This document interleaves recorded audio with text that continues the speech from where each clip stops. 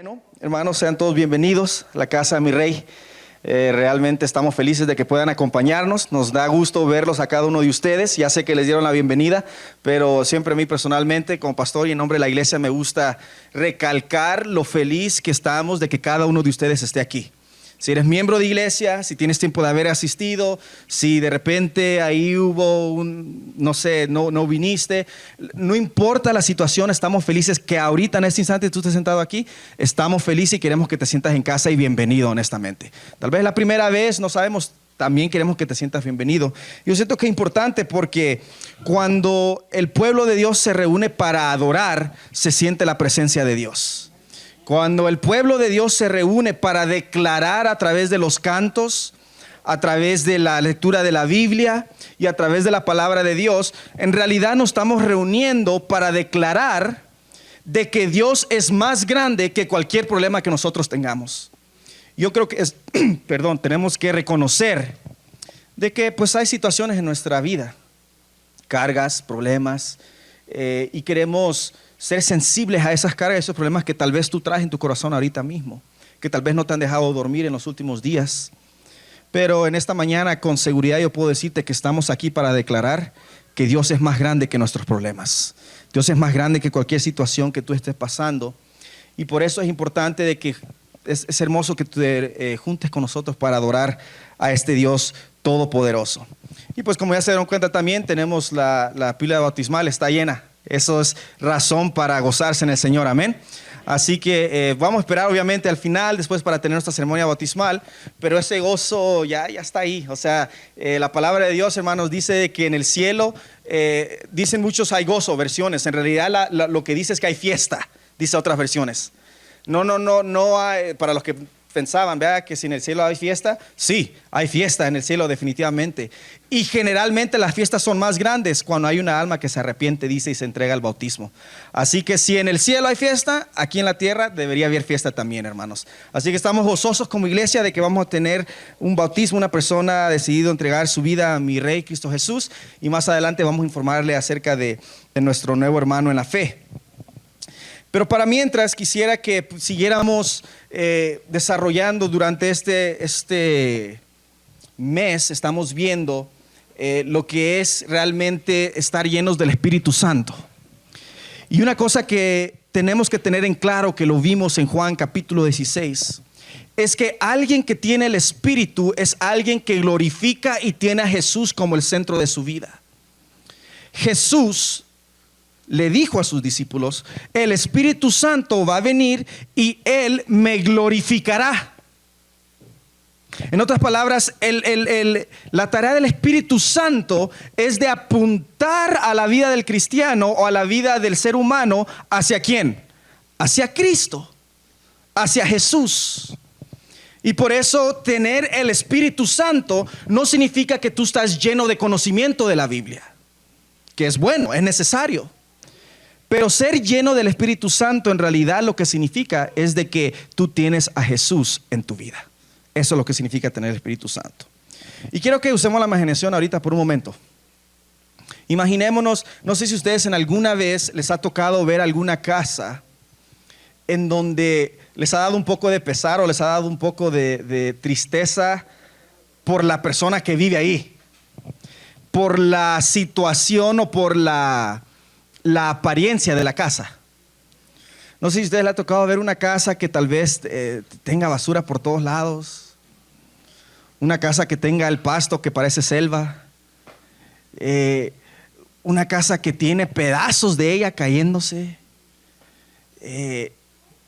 y ver que hay un carro estacionado ahí o un carrito viejito, algo así. Tú dices: óyeme, pobre del que vive ahí en esa casa, ¿no?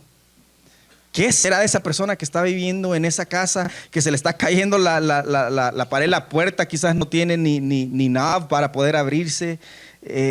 Y tú dices: ¿quién vive ahí? Qué triste. Pongámonos a pensar de que así había gente en el tiempo de Jesús también. Y había esta persona que vive en este tipo de casa, porque en aquellas casas no muchas tenían puertas. La persona que vivía ahí no solo se había acostumbrado a vivir en inglés dicen un dump, en esa casa de basura, que tiene basura por todos lados, tremendo apeste. La persona se había acostumbrado a que de repente entraba alguien a la casa, le quitaba alguna cosita que tenía ahí, se la llevaba. Pasaba gente por ahí, le tiraba la basura ahí mismo enfrente. De repente un niño travieso entraba y le robaba algo. Y la persona no podía hacer nada. Y es porque estoy hablando generalmente de lo que era una persona ciega. Una persona ciega en los tiempos de Jesús no vivía una vida normal. Una persona ciega se había acostumbrado a un estilo de vida en donde no podía hacer mucho por sí mismo. No podía hacer casi absolutamente nada. Pero aún así salía a trabajar. Se despertaba en la mañana. De repente escuchaba ahí un ruido que tal vez alguien andaba dentro de la casa, salía y gritaba: ¡Ey, sálganse! Y agarraba ahí algo, un pedazo de pan si tenía, comía, se sentaba, se ponía a pensar en la mañana. Y ya de repente oía el ruido de afuera, agarraba su herramienta de trabajo y empezaba a dirigirse hacia su trabajo. Su herramienta de trabajo era básicamente una copa ahí más o menos de metal vieja, que es lo que usaba para pedir limosna todos los días. Se paraba al lado de la calle o se iba de repente a donde había una sinagoga cerca, tal vez, porque dice: los que están en la sinagoga tal vez me den un poquito más. Al final del día, después de estar afuera en el sol, regresaba a su casa, tal vez para escuchar que tal vez alguien estaba allá adentro. Otra vez: ¡Ey, sálganse! Salía, se sentaba, contaba y veía que le alcanzaba por lo menos para un pedazo de pan para el siguiente día.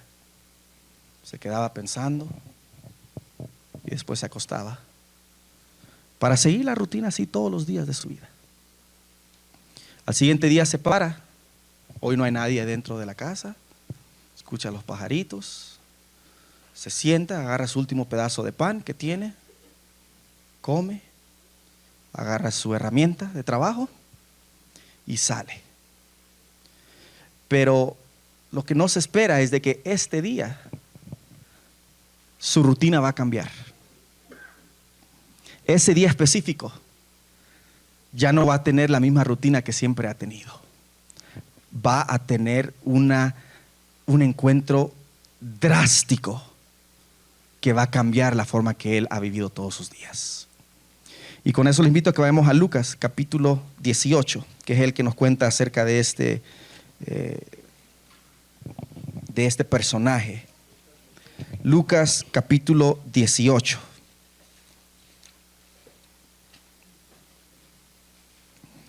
Y quiero que veamos del versículo 35.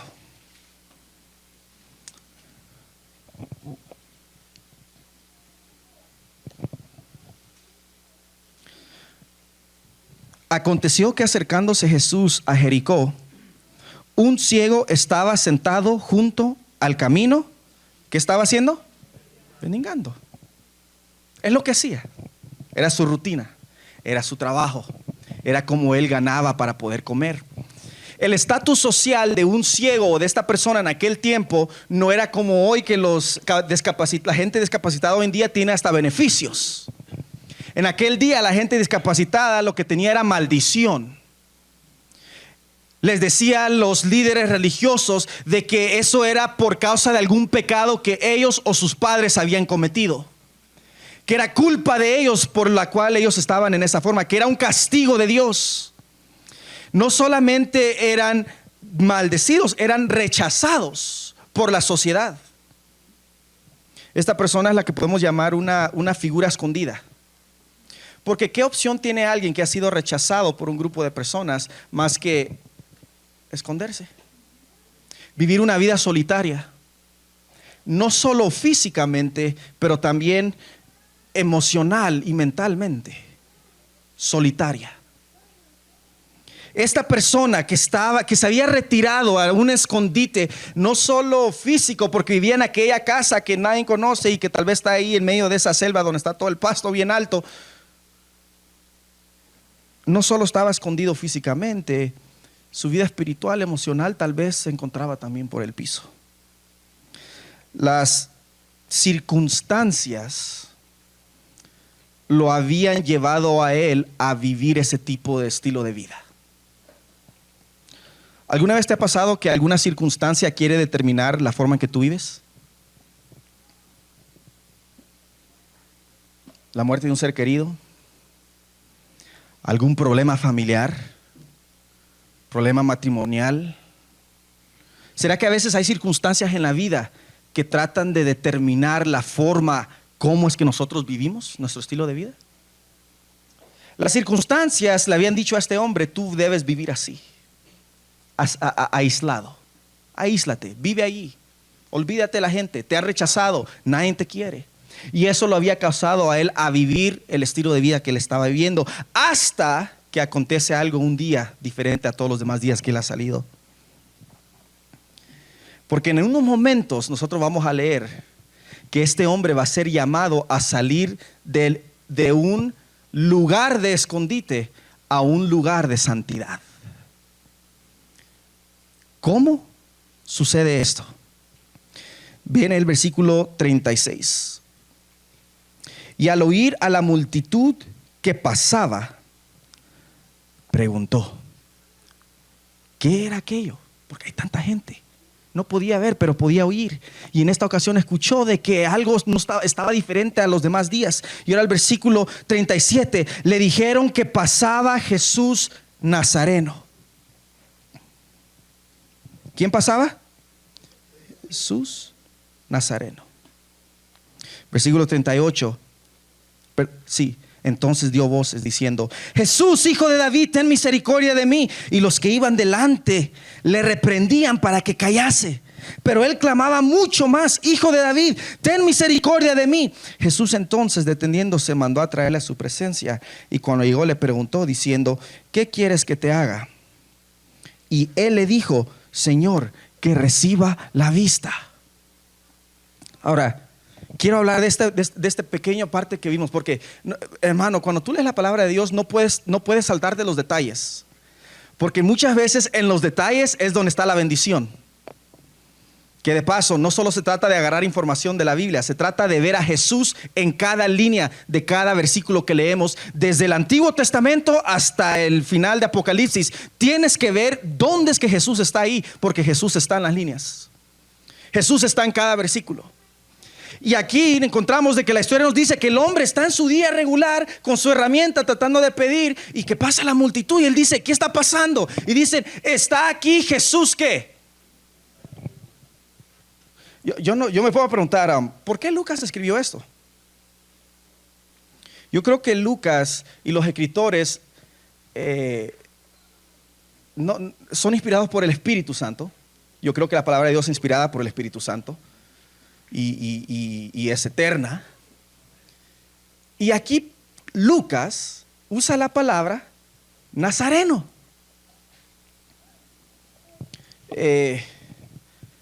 ¿Cuántos Jesuses creen ustedes que existían en el tiempo de Jesús? ¿Unos 3? ¿4? ¿Cuántos Marios crees que hay hoy en día? En mi nombre. Chido fuera que solo fueran 3 o 4, ¿verdad? Pero hay muchísimos. En el tiempo de Jesús es lo mismo. En el tiempo de Jesús había muchos Jesuses. Pero no solo había Jesús, no sé si ustedes saben, pero la historia nos cuenta que el pueblo judío estaba esperando a un ¿qué? A un Mesías. ¿Saben que Jesús no era el único Mesías que se había levantado en el tiempo de él? Antes de Jesús ya habían como unos 4 o 5 Mesías que se habían levantado. A través de la historia se habían levantado muchos Mesías. Y como la gente creía en la profecía, y cuando alguien se levantaba y peleaba contra los romanos y venía a decir: yo vengo a liberar el pueblo judaico, todo el mundo se emocionaba y decían: este es el Mesías. Entonces cuando este ciego pregunta: ¿por qué hay una gran multitud? Es mucha gente. ¿A quién están siguiendo? ¿Cuál es la ocasión? Le dicen: es Jesús Nazareno. En otras palabras, en aquellos tiempos, para describir cuál Jesús era, generalmente decían de dónde venía. José de Arimatea, ¿sí? Jesús de Nazaret. En aquel tiempo todo el mundo había escuchado, la mayoría de gente había escuchado de quién era Jesús, el Nazareno. Lo interesante es algo aquí, hermanos, es increíble. Yo creo que es la bendición que encontramos en este pasaje.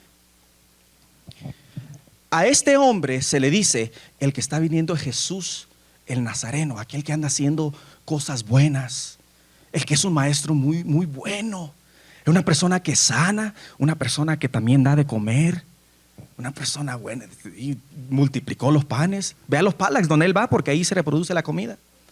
Sí, ¿cuál Jesús? El de Nazaret, hombre, el que está haciendo todas las cosas buenas. Él es un buen hombre. Pero a mí me impacta la reacción que tiene este hombre, porque no le faltó nada de tiempo para que inmediatamente en el versículo 38 dice, entonces dio voces diciendo ¿qué? ¿Qué dio voces diciendo? Jesús, Jesús de Nazaret, escúchame. Jesús de Nazaret, mira, aquí estoy. ¿Me están siguiendo? ¿Fue lo que dijo? En los detalles, querida familia. En los detalles. Él no grita Jesús de Nazaret. Él no grita a Jesús, el que el mundo conoce como una persona buena, una persona que está haciendo algo bonito, o una persona que te puede ayudar en tu vida. No, no es lo que él grita. Él grita Jesús, hijo de David. Hijo de David es, ¿qué significa hijo de David? Pues el Mesías, la profecía, hermanos, para ver la historia. De hecho, lo estamos viendo más o menos en la lección. Hijo de David era una declaración real. Cuando hablo de real, estoy hablando de una declaración de la realeza, de ser rey. Y cuando a este ciego le dicen, el que está aquí es Jesús de Nazaret, él dice, no, para mí Jesús no es un Jesús de Nazaret. No es un Jesús que está haciendo cosas bonitas y que te puede ayudar en la vida. Para mí este Jesús es Jesús rey. Es Jesús que es el rey del universo. Es el que viene de la descendencia prometida de David, que vendría a traer el reino de Dios aquí a la tierra. Para mí este Jesús no es solo una persona buena que hace milagros y me puede hacer bien en la vida. Para mí este Jesús es rey. Es rey. Que de paso, déjenme decirles, el declarar en aquel tiempo a alguien rey o decir que alguien era rey no era algo bueno. ¿Quién era rey en aquellos tiempos? Recuerden su historia. César. César era rey. El imperio romano por todos lados, es más, César era el que encargaba de todo. Herodes, cuando estaba Jesús, trabajaba para el César. Pilato trabajaba ¿para quién? Para el César.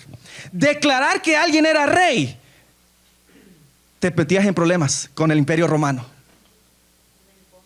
Te ponías en problema porque realmente el rey era ¿quién? César. Pero no para este hombre. No para este hombre. Y a la gente yo creo que se le iba más fácil decir Jesús es de Nazaret. Mejor di Jesús es de Nazaret a decir que Jesús es hijo de David. Porque decir que Jesús es hijo de David, estás diciendo que Jesús es rey. Y no hay que meternos en problemas. ¿Tú sabes cuánta gente hoy en día que aceptan a Jesús como una persona buena, pero no lo aceptan como rey? Voy a ir un poco más personal. ¿Sabes cuánto cristiano hay que cree de Jesús como una persona buena, vino, obedeció y es muy buena onda, pero no lo aceptan como el rey de sus vidas? No vamos a leer toda la historia por el tiempo que nos queda. Ya la conocemos. Pero sí me lleva esto a algo muy especial, a entender algo especial. Querida familia, cuando el Espíritu Santo toma control de nuestra vida, Él te va a convencer de que el rey de tu vida es Cristo Jesús. Y cuando Jesús es rey de tu vida, eso va a traer cambios a tu vida. Porque el rey es alguien que lidera, cambia, hace. Pero yo tengo un problema porque a Dios también sí se le ha dicho que es rey, pero a veces se pinta a Dios como un rey tirano. A un Dios como que está listo ahí para, nada más listo para ver qué haces mal para castigarte. Que un Dios que está listo para ver ahí cuándo fuiste que la regaste para entonces traerte el castigo. Ese es el tipo de pintura que le habían dado a Mardoqueo, que sabemos que es su nombre en otros relatos. El ciego. Le habían dicho, tú estás así porque el rey del universo te ha castigado por tus pecados. Ay, ay, ay, hermanos, pero qué hermoso es vivir un cristianismo cuando te das cuenta que el carácter del rey del universo es un carácter de bondad y amor. Eso cambia totalmente tu vida. El rey que este Mardoqueo, el rey que este hombre que había decidido y tomaron su decisión de vivir en su depresión. Habrá alguien que está viviendo su depresión. Este hombre que había sido se había dedicado a vivir en su ansiedad. ¿Cómo iba a vivir? ¿Qué va a ser del mañana? ¿Qué va a ser de mi enfermedad? ¿Qué va a ser de mi vida? Este hombre que había sido rechazado por la sociedad. Yo no sé, hermanos, tal vez le estoy preguntando, está hablando aquí el Señor a alguien que ha sido rechazado por un grupo de personas. Voy a ser sincero, tal vez ha sido rechazado por la iglesia. No lo sé. Este hombre sí lo fue rechazado. Pero yo te voy a decir algo acerca de este rey.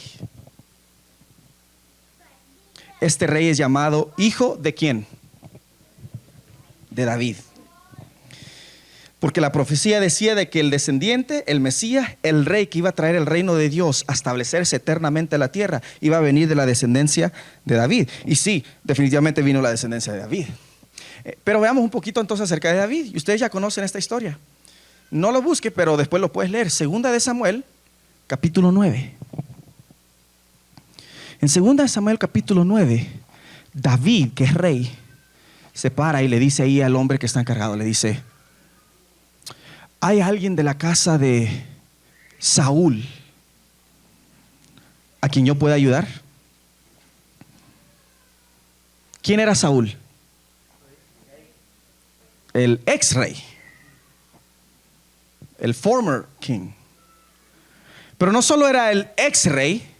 ¿Cuál era la relación entre Saúl y David? ¿Una bonita? ¿Terminaron en buenos términos? Eran enemigos. Y enemigos a la muerte. Ya había muerto Saúl. Ya había muerto de hecho toda la descendencia. Había muerto Jonathan. Pero David pregunta: el rey, ¿dónde hay alguien de la descendencia de Saúl? La gente que escuchó eso, ¿para qué crees que pensaban que David estaba preguntando dónde estaba el resto de la descendencia de Saúl? Y ya preguntó por la descendencia de Saúl. Pobrecito, porque sí conozco de uno que yo sé dónde está. Se le ha acabado su tiempo ya que David preguntó por él. Sí, Señor, la verdad que sí hay uno. Se llama Mefiboset. ¿Dónde está? Lodebar. Así se llamaba el lugar. Pero rey, listo, arreglamos le puedo pedir al capitán, arregla el ejército y nos vamos para allá a matarlo. Que de paso la palabra Lodebar, ¿sabes lo que significa? La palabra Lodebar significa como abandonamiento. Es un poco coincidencial, ¿no? De que Mefiboset está viviendo en el abandonamiento. Aquí noté la otra palabra que significa Lodebar. Lodebar significa un lugar en donde no hay comunicación. Lodebar significa de que no hay pasto. No hay vida. ¿Alguna vez te has sentido así tal vez? Le estaré hablando a alguien donde tal vez la circunstancia te está mostrando, te está haciendo vivir una vida en donde sientes que no hay propósito. Tal vez un pecado que te tiene esclavitud. Tal vez un problema que no te deja dormir. Tal vez las circunstancias te determinan a que debes de vivir en un lugar donde no hay. Aléjate, aíslate. ¿Sabes lo que hace David? ¿Sabes lo que hace el rey? Señor, ¿quiere que lo vayamos a matar? Le dice no. Lo vas a traer aquí al palacio, porque él, aunque es mi enemigo, aunque viene de la descendencia de aquel que me quiso matar, le voy a dar al derecho inmerecido de vivir y comer en la casa del rey. Y es interesante que en Lucas el ciego le dice, ¿hijo de qué? David. Lo está declarando como ¿qué? Como rey. Y mira lo que dice el versículo 39. Y los que iban delante le reprendían para que callase, pero él clamaba mucho más, Hijo de David, ten misericordia de mí. Jesús, quiero ponerle ahí un poco, el rey, entonces se detuvo. ¿Se detuvo? ¿El rey? Que iba con una multitud. ¿Se detuvo por una persona que nadie le hacía caso? ¿El rey se detuvo por alguien que ya lo habían desechado? ¿El rey se detuvo por esta persona que estaba aislada y que nadie lo quería? ¿El rey? Sí, y no solo dice eso. Jesús entonces, deteniéndose, mandó traerle a su ¿qué? Como que estas son palabras, como que Lucas está usando palabras reales de un rey, de autoridad. En otras palabras, en otros lugares ustedes ven que Jesús dice que lo manda a traer. ¿No han escuchado en otras palabras de la Biblia? Y Jesús lo mandó a traer. Pero aquí dice Lucas, y dice que Jesús mandó a traerlo a su ¿qué? Como que está enfocándose de que el rey está mandando a llamar a aquel que ha sido rechazado, aquel que ha vivido en la ansiedad, aquel que ha vivido en la depresión, aquel que su estilo de vida no conecta con lo que realmente él quiere en su corazón. En su corazón hay esperanza, pero su estilo de vida no conecta con eso. Pero a ese el rey lo manda a llamar. Y cuando se acerca conocemos el resto de la historia, y con esto termino. ¿Qué le dice? ¿Qué quieres? ¿Quieres que haga? Señor, quiero recibir la vista. Y luego Jesús le dijo, recíbela, tu fe te ha salvado. Y luego vio, sus ojos fueron abiertos. Lo que por tanto año nunca había visto nada, lo primero que ve fue a un rey. Y no solo cualquier rey, al rey del universo. Lo ve frente a él. Y luego vio y le seguía, glorificando a Dios. Y todo el pueblo, cuando vio aquello, dio alabanza a Dios. Este rey, querida familia, miren, Jesús le dice, tu fe te ha salvado. ¿Cuál fe? ¿Qué hizo este ciego para que se viese su fe? El hecho, lo único que vemos nosotros aquí es, tenemos que regresar otra vez al versículo en donde empezó a gritar, y tiene que ver en lo que gritó y qué exactamente gritó. Ahí se vio la fe. ¿Cuál fue la fe de este hombre que lo salvó? El hecho de que él reconoció a Jesús como su rey. Como su rey. Hay muchos que viven a Jesús como el nazareno, como el que hace buenas cosas. Jesús no quiere que tú lo veas como nazareno, hermano. Hermana, que tal vez estás angustiado, o que tal vez las circunstancias que estás pasando ahorita son muy difíciles. En medio de su angustia, en medio de su ansiedad, en medio tal vez de su depresión, en medio de su problema, él declaró de que arriba de todo eso Jesús era rey. su rey personal, y eso fue lo que lo salvó. Yo quiero invitarte aquí, si hay alguien aquí que necesita conocer un poquito más de este rey, te voy a decir una cosa. Este ciego, para que haya clamado con todos sus pulmones, gritado de que Jesús era rey, es porque él entendía que el rey del universo es un rey misericordioso. Lo gritó porque él sabía que el rey del universo es un Dios amoroso. Lo declaró con todo su corazón porque él sabía que este rey era un rey poderoso para sanar. Lo declaró con todas sus fuerzas porque él sabía que era un Dios cariñoso, que se iba a detener por él. Lo declaró porque era un Dios dadivoso, que dio todo, dio a su hijo, se dio a sí mismo para morir por ti. Este rey era diferente que cualquier otro rey. Este rey permite que cualquiera, incluso aquellos que la sociedad o la iglesia ha rechazado, les da lugar para que coman y vivan a la mesa de él. Y ese es un rey que es digno de alabanza, hermanos. Ese es un rey que es digno de adoración. Yo quiero decirte, necesitamos, o Dios, no necesitamos, Dios quiere de iglesias que hagan de Jesús, no es Jesús de Nazareno, que él sea ladito y sea buena onda. Hoy en día el Espíritu quiere hacer de las iglesias en donde ellas hagan de Jesús su rey, donde Él sea el que te tome, las decisiones que tú tomes en tu vida sean basadas en tu rey. Lo que tú hagas sea basada en tu rey. Las circunstancias no determinan cómo tú vives, porque tu rey es más poderoso.